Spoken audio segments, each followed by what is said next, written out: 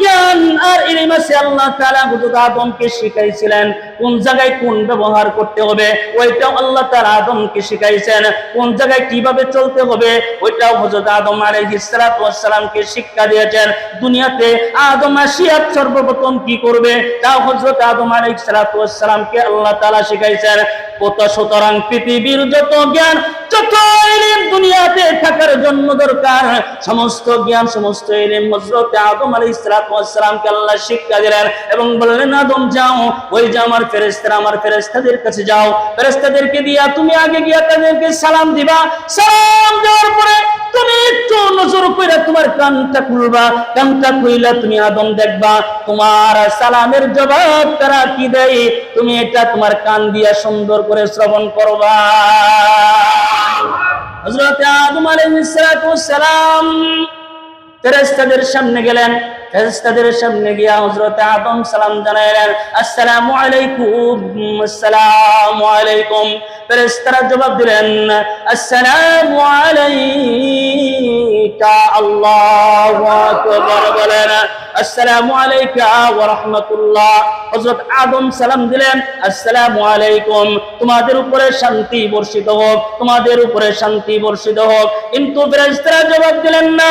ফেরেশতারা জবাব দিলেন কি, আসসালামু আলাইকা ওয়া রাহমাতুল্লাহ, আল্লাহ তোমার উপরেও শান্তি বর্ষিত হোক। আবার একটু বাড়ায়া বললেন, আল্লাহ তোমার উপরে রহমত বর্ষণ করো।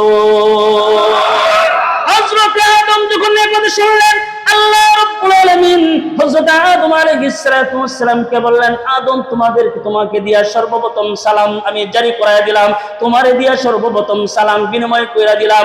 এবং এই যে বাড়তি যে রাহমাতুল্লাহ, তোমার উপরে আল্লাহ রহম করুক, তোমার উপরে আল্লাহ দয়া করুক, যে কথাটা ফেরেশতারা বলেছে কিয়ামত পর্যন্ত তোমার উপরে ফেরেশতারা যেমন করে দোয়া করেছে যেন তোমার উপরে আল্লাহর দয়া হয়, আল্লাহর মায়া হয়, আল্লাহ যেন তোমার উপরে বরকত দেয়, রহমত দেয়।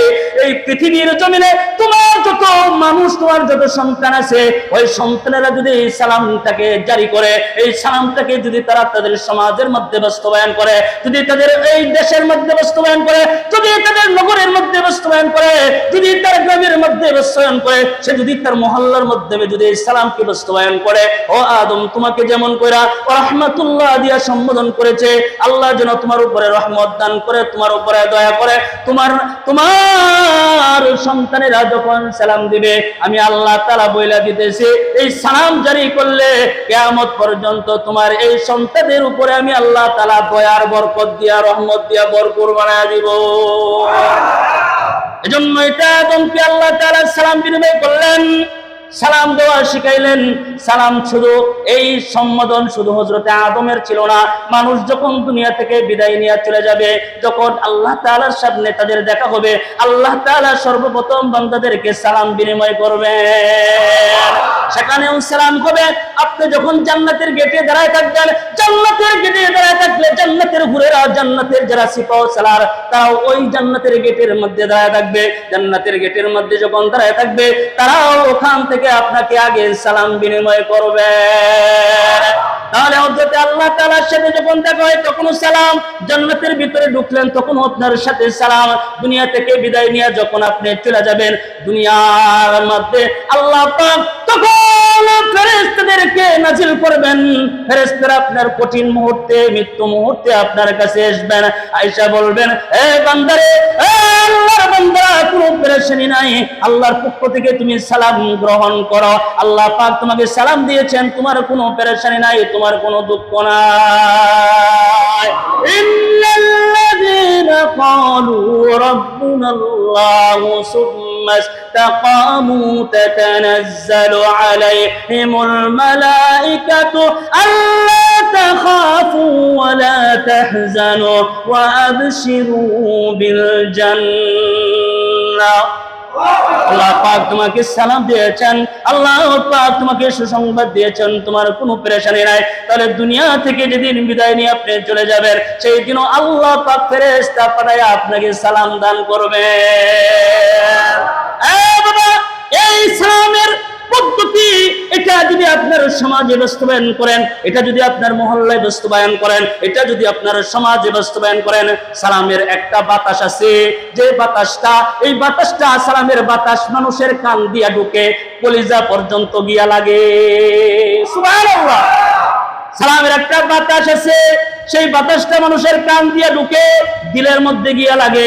বাজান, এই জন্য দেখবেন আপনার চিরশত্রু, চির দুশ্মন, যার সাথে আপনার দুশ্মনী আছে, শত্রুতা আছে, কোনোদিন আপনার সাথে কথা বলে না, এমন দুশ্মনকেও যদি আপনি প্রতিনিয়ত যদি আপনি সালাম দিতে থাকেন, এই সালামের বাতাস কান দিয়া ঢুইকা দিলের মধ্যে গিয়া এফেক্ট করবে।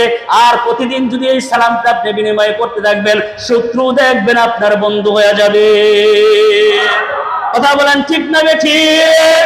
সালামের একটা বাতাস, এটা কোন দিয়া ঢুকে?